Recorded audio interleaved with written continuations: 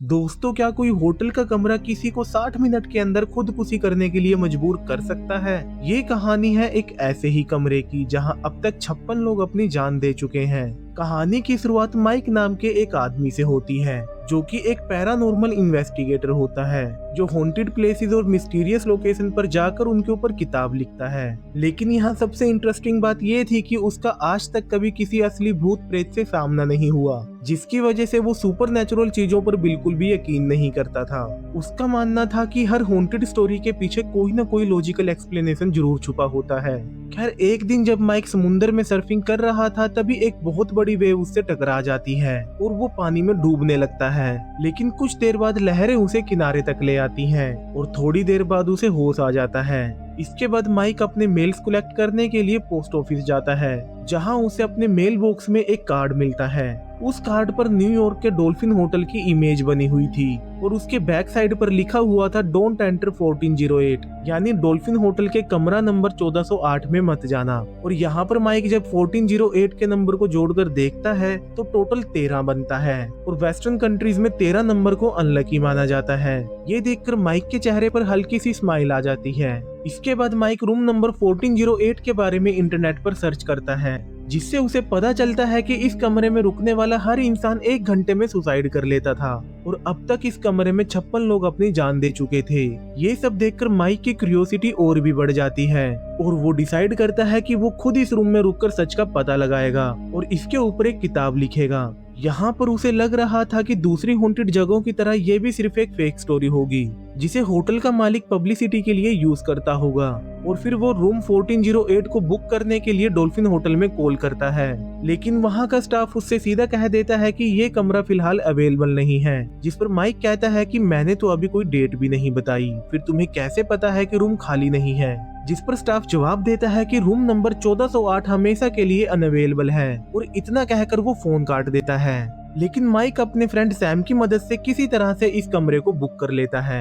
यहाँ पर mic LA में रहता था और उसकी वाइफ लिली न्यूयॉर्क में। और जब सैम उससे पूछता है कि क्या तुम न्यूयॉर्क में आकर लिली से भी मिलोगे, तो माइक मना कर देता है और कहता है कि मैं वहाँ सिर्फ काम के लिए आ रहा हूँ। मैं एक रात इस कमरे में रुकूंगा और रूम की इन्वेस्टिगेशन करके अपनी नई किताब के लिए मटेरियल कलेक्ट करके वापस एलए चला जाऊंगा। और यहाँ पर हम समझ पाते हैं कि माइक और उसकी वाइफ लिली के बीच में कुछ प्रॉब्लम थी और ये प्रॉब्लम क्या है वो हम कहानी में आगे जान पाएंगे। खैर, अगले दिन माइक डॉल्फिन होटल में पहुंच जाता है, लेकिन जैसे ही रिसेप्शनिस्ट देखती है कि उसके नाम पर रूम नंबर 1408 बुक है, उसके चेहरे का रंग उड़ जाता है। वो माइक को वेट करने के लिए बोलकर तुरंत होटल मैनेजर ओलिन को इसके बारे में बता देती है। इसके बाद ओलिन माइक को अपने ऑफिस में ले जाता है और उसे रूम नंबर 1408 में ना रुकने के लिए मनाने लगता है। वो बताता है कि इस कमरे में अब तक 56 लोगों की मौत हो चुकी है और कोई भी इंसान यहाँ 1 घंटे से ज्यादा सरवाइव नहीं कर पाया। हर कोई 1 घंटे के अंदर या तो फांसी लगा लेता था या फिर खिड़की से कूदकर सुसाइड कर लेता था। इसके बाद ओलिन माइक को एक डायरी देता है, जिसमें रूम नंबर 1408 में मरने वाले लोगों की फोटोज और उनकी डेथ की पूरी डिटेल लिखी हुई थी। ओलिन कहता है कि अगर माइक चाहे तो इस मटेरियल की मदद से अपनी किताब लिख सकता है और रूम नंबर 1408 की जगह पर 1404 की फोटोज यूज कर सकता है, क्योंकि दोनों कमरों का इंटीरियर बिल्कुल सेम है। और फिर ओलिन माइक को मनाने के लिए उसे एक महंगी शराब पिलाता है और इतना ही नहीं, वो रूम नंबर 1408 में ना रुकने के बदले रिश्वत के तौर पर उसे उस शराब की पूरी बोतल तक ऑफर कर देता है। लेकिन माइक उसकी एक भी बात नहीं मानता और कमरा नंबर 1408 में रुकने की जिद पर अड़ा रहता है। और आखिर में ओलिन हार मानकर उसे कमरा नंबर 1408 की चाबी दे देता है। अब कमरे में एंटर करते ही माइक को ये कमरा बिल्कुल नॉर्मल होटल के कमरे के जैसा लगता है, जहाँ कुछ फर्नीचर और पेंटिंग्स वगैरह लगी हुई थी। ये देखकर उसे लगता है कि दूसरी हॉन्टेड जगहों की तरह ये भी सिर्फ एक फेक हॉन्टेड प्लेस है। इसके बाद वो अपने ऑडियो रिकॉर्डर में इस कमरे की डिटेल को रिकॉर्ड करना शुरू कर देता है। इसी दौरान जब वो बाथरूम में जाता है तो ऐसे ही टॉयलेट पेपर फाड़ देता है और तभी अचानक कमरे में रखा टेप रिकॉर्डर अपने आप ऑन हो जाता है और उसमें गाना बजने लगता है। ये देखकर उसे लगता है कि ओलिन उसे डराकर कमरे से भगाना चाहता है और पक्का उसने इस कमरे में किसी को छुपाया हुआ है। यही सोचकर माइक पूरे कमरे की तलाशी लेता है, लेकिन वहाँ उसके अलावा कोई भी नहीं था। और जब वो फिर से बाथरूम में जाता है तो वो देखता है कि जो टॉयलेट पेपर उसने फाड़ दिया था उसे किसी ने बिल्कुल अच्छे से सेट किया हुआ था। इसके बाद माइक कमरे की लाइट को ऑफ करके अपनी यूवी लाइट से दीवारों और बेड वगैरह को देखने लगता है, तो उसे वहाँ पर उन लोगों के खून के धब्बों के निशान दिखाई देते हैं जिनकी इस कमरे में डेथ हुई थी। और तभी उसका ध्यान दीवार पर लगी एक पेंटिंग पर पड़ता है जो कि अपने आप ही टेढ़ी हो गई थी। और माइक को ये थोड़ा अजीब लगता है और वो उस पेंटिंग को फिर से सीधा कर देता है, और वो इस दौरान ये सभी डिटेल्स अपने रिकॉर्डर में रिकॉर्ड कर रहा था। और जब माइक अपने बेड पर बैठा हुआ था तभी उसके पास रखे उस टेप रिकॉर्डर में अपने आप ही गाना बजने लगता है, जिसे सुनकर माइक बुरी तरह से डर जाता है। और जैसे ही वो इस टेप रिकॉर्डर को बंद करता है उसमें अपने आप ही 60 मिनट का टाइमर स्टार्ट हो जाता है, जिसे देखते ही माइक को ओलिन की वो बात याद आती है कि इस कमरे में कोई भी 1 घंटे से ज्यादा सरवाइव नहीं कर पाया। और जब वो चेक करने के लिए विंडो से बाहर देखता है तो विंडो का दरवाजा अपने आप ही बंद हो जाता है और उसमें उसका हाथ फंस जाता है, जिसकी वजह से उसके हाथ से खून बहने लगता है। और माइक तुरंत भागकर बाथरूम में जाता है और अपने हाथ को धोने लगता है, लेकिन तभी टैप से अचानक बहुत तेज उबलता हुआ गर्म पानी आने लगता है, जिसकी वजह से उसका हाथ बुरी तरह से जल जाता है। इसके बाद वो घबराते हुए अपने बेड पर बैठ जाता है और तभी उसके पास रखे उस टेप रिकॉर्डर में फिर से गाना बजने लगता है जो होता है we have only just began, यानी खेल अभी शुरू ही हुआ है। जिसे सुनते ही माइक को बहुत गुस्सा आता है और वो टेप रिकॉर्डर का प्लग निकाल देता है, लेकिन प्लग निकालने के बाद भी वो बंद नहीं होता। और अब पहली बार माइक को यकीन होने लगता है कि इस रूम में सच में कुछ सुपरनैचुरल है। इसके बाद माइक रिसेप्शन पर कॉल करके कहता है कि ठीक है तुम जीत गए, मैं तुरंत इस कमरे को खाली करना चाहता हूँ। लेकिन रिसेप्शन पर कोई उसकी बात पर बिल्कुल भी ध्यान नहीं दे रहा था, जिसकी वजह से माइक का डर और गुस्सा और भी ज्यादा बढ़ जाता है और फिर वो अपना सामान उठाकर इस कमरे से भागने की कोशिश करता है। लेकिन जब वो कमरे का दरवाजा खोलने लगता है तो चाबी लॉक के अंदर ही टूट जाती है और फिर दरवाजे का हैंडल भी टूटकर उसके हाथ में आ जाता है, यानी अब ये कमरा माइक को बाहर नहीं जाने दे रहा था। और फिर घबराकर माइक विंडो के पास जाकर मदद के लिए चिल्लाने लगता है। तभी उसका ध्यान सामने वाली बिल्डिंग पर पड़ता है जहाँ पर एक आदमी बैठा हुआ था और माइक इशारे से उसे पुलिस को फोन करने के लिए कहता है। लेकिन थोड़ी ही देर बाद माइक नोटिस करता है कि सामने बैठा आदमी उसके हर जेस्चर को कॉपी कर रहा था, जिसे देखकर माइक को बहुत अजीब लगता है। और फिर वो पास में ही रखे एक लैंप को उठाकर अपने चेहरे के पास ले जाता है और सामने वाला आदमी भी बिल्कुल ऐसा ही करता है, जिसकी वजह से उसके चेहरे पर रोशनी पड़ती है और माइक देखता है कि सामने विंडो में जो आदमी दिखाई दे रहा था वो आदमी कोई और नहीं बल्कि माइक खुद ही था। तभी माइक देखता है कि सामने वाली बिल्डिंग में खड़े उस दूसरे माइक पर अचानक पीछे से एक आदमी हथौड़ी से हमला कर देता है। ये देखकर माइक घबराकर तुरंत अपने पीछे मुड़ता है और उसके ऊपर भी एक आदमी हथौड़ी से हमला कर देता है और माइक डर के मारे कमरे के एक कोने में दुबक जाता है। लेकिन अगले ही पल वो देखता है कि कमरे में उसके अलावा कोई नहीं था। तभी उसे कमरे में कुछ आवाजें सुनाई देने लगती हैं और वो लोग दिखाई देने लगते हैं जिन्होंने पहले इस कमरे में सुसाइड की थी, यानी अब ये कमरा उसके दिमाग के साथ खेल रहा था और उसे हेलुसिनेशंस में डाल रहा था।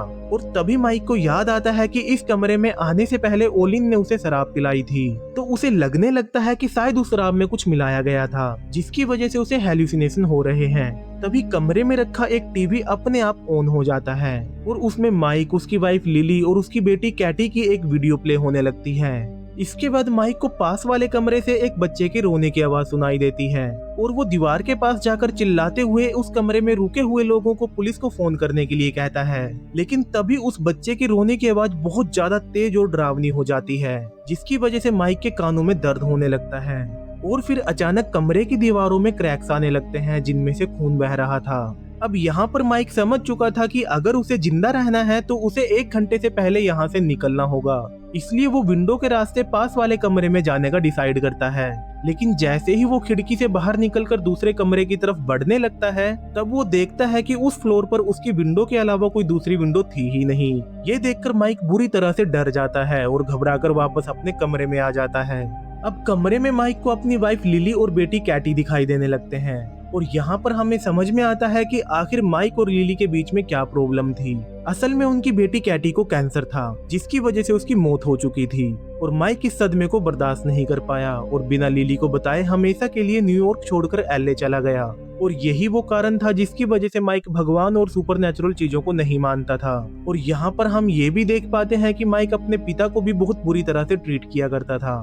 खैर इसके बाद माइक मदद के लिए अपने लैपटॉप से लिली को वीडियो कॉल करता है और उसे बताता है कि वो इस वक्त न्यूयॉर्क के डॉल्फिन होटल के कमरा नंबर 1408 में फंसा हुआ है और उसे मदद की सख्त जरूरत है। और वो लिली को तुरंत पुलिस को फोन करने के लिए कहता है। लेकिन जैसे ही लिली को पता चलता है कि माइक न्यूयॉर्क में होते हुए भी उससे मिलने नहीं आया, उसे बहुत बुरा लगता है और वो माइक पर गुस्सा करने लगती है।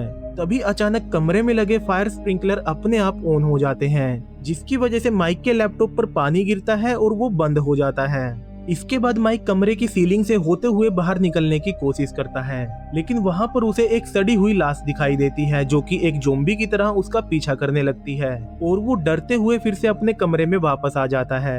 यानी माइक कुछ भी करके इस कमरे से निकल नहीं पा रहा था। ये कमरा उसे हर बार वापस आने पर मजबूर कर दिया करता था।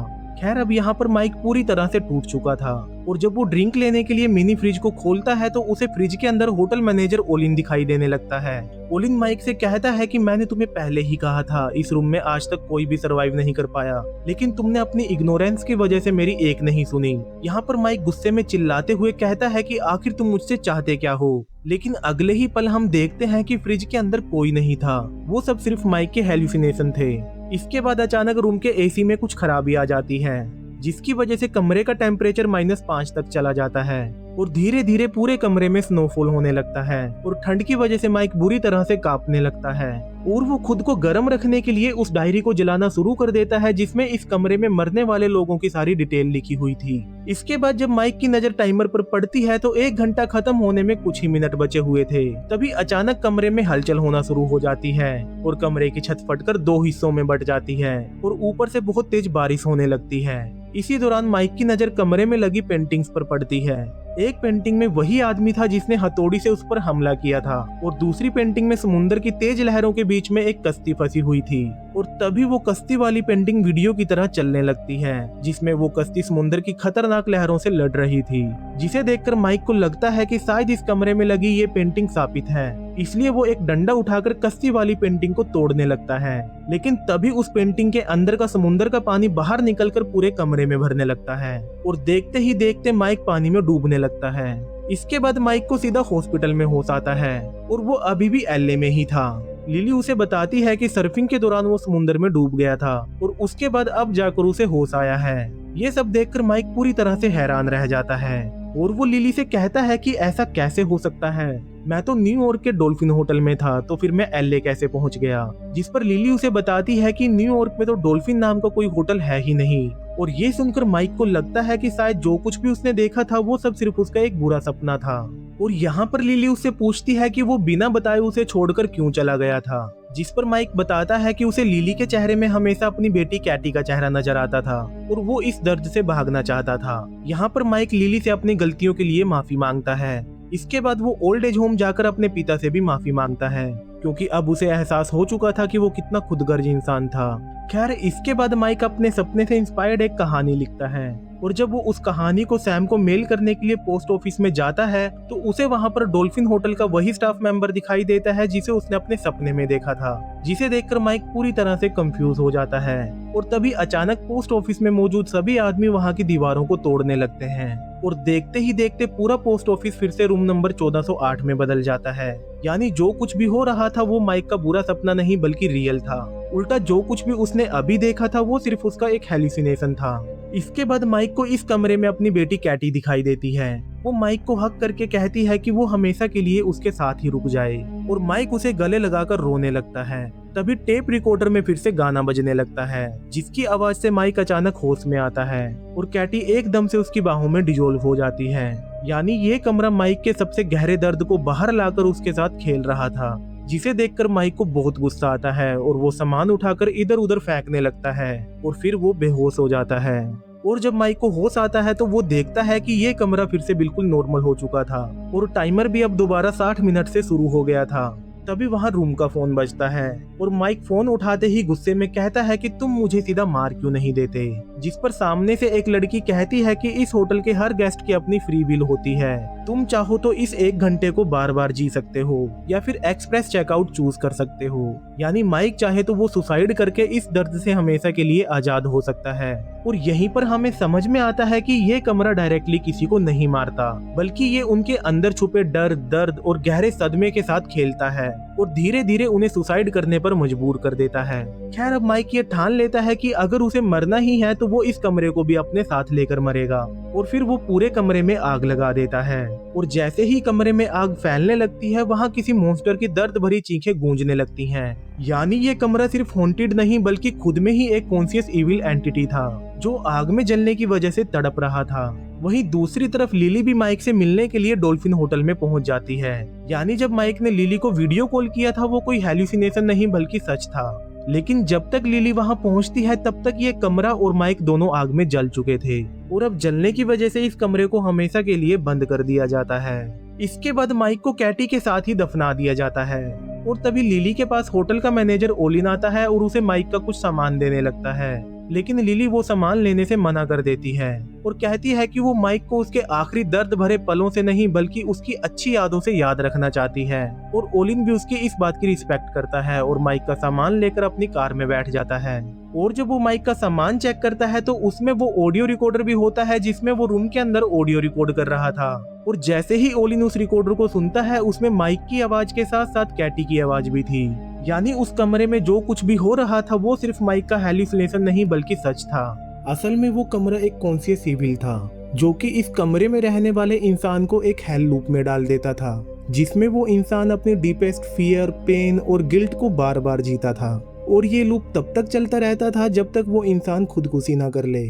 और जब ओलिन ये सब सुन रहा था तभी उसे अपने कार की बैक सीट पर जला हुआ माइक दिखाई देता है, जिसे देखकर ओलिन बुरी तरह से डर जाता है। और शायद इसका मतलब ये था कि रूम नंबर 1408 की वो इविल एंटिटी अब किसी तरह से इस रिकॉर्डर से जुड़ चुकी थी। और मूवी के अंत में हम माइक को उस जले हुए कमरे में देखते हैं जहां पर उसे कैटी की आवाजें सुनाई दे रही थी। और इसी के साथ ये मूवी यहीं पर खत्म हो जाती है।